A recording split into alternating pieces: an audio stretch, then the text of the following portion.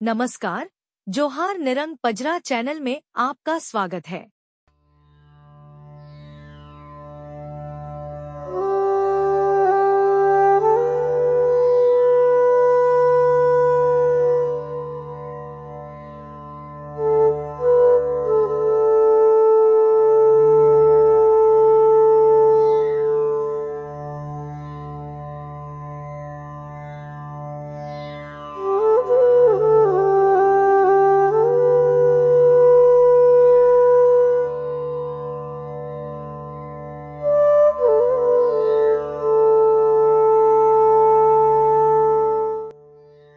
जरा ध्यान से सुने। क्या आपने कभी सोचा है कि इस धरती पर जीवन का असली स्रोत कौन है? क्या कोई अदृश्य ईश्वर या हमारे सामने चमकता हुआ सूर्य? वैज्ञानिक रूप से देखें तो पृथ्वी सहित पूरा सौरमंडल सूर्य से ही बना है। धरती पर जितना भी जीवन है उसका अंतिम स्रोत सूर्य की ही ऊर्जा है।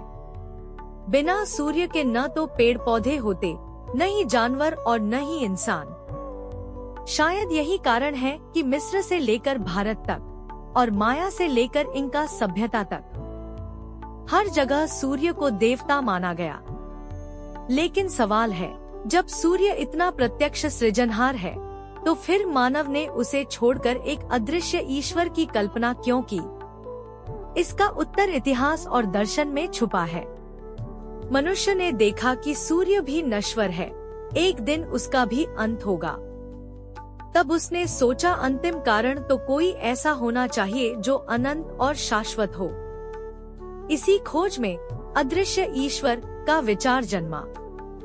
और जैसे जैसे यहूदी, ईसाई और इस्लाम जैसे धर्म फैले, मूर्तियों और प्राकृतिक देवताओं की पूजा को पीछे धकेल दिया गया। अब कल्पना कीजिए, अगर हम सूर्य को ही अंतिम सृजनहार मान ले तो क्या बदलेगा? धर्म अधिक प्राकृतिक और वैज्ञानिक हो जाएगा। पूजा पाठ अलौकिक कहानियों पर नहीं, बल्कि सूर्य और ऊर्जा पर केंद्रित होगा। नैतिकता का आधार प्रकृति का संरक्षण बन जाएगा। और सबसे बड़ी बात, सूर्य सबका साझा है, इसलिए धर्म के झगड़े कम हो जाएंगे। यानी सूर्य धर्म पूरे मानव समाज के लिए एक सार्वभौमिक आस्था बन सकता है। मनुष्य की यात्रा प्रत्यक्ष सूर्य देवता से अदृश्य ईश्वर तक इसलिए हुई क्योंकि वह अनंत की तलाश कर रहा था। लेकिन आज जब धरती पर्यावरणीय संकटों से जूझ रही है, क्या यह समय नहीं आ गया है कि हम सूर्य को फिर से सृजनहार मानकर प्रकृति और जीवन की रक्षा करें? तो दोस्तों, सोचिए, क्या हमारा असली ईश्वर कोई अदृश्य सत्ता है या वही सूर्य जो हर दिन हमें जीवन देता है? अपने विचार कमेंट में लिखिए। और अगर वीडियो अच्छा लगा तो शेयर जरूर कीजिए। धन्यवाद।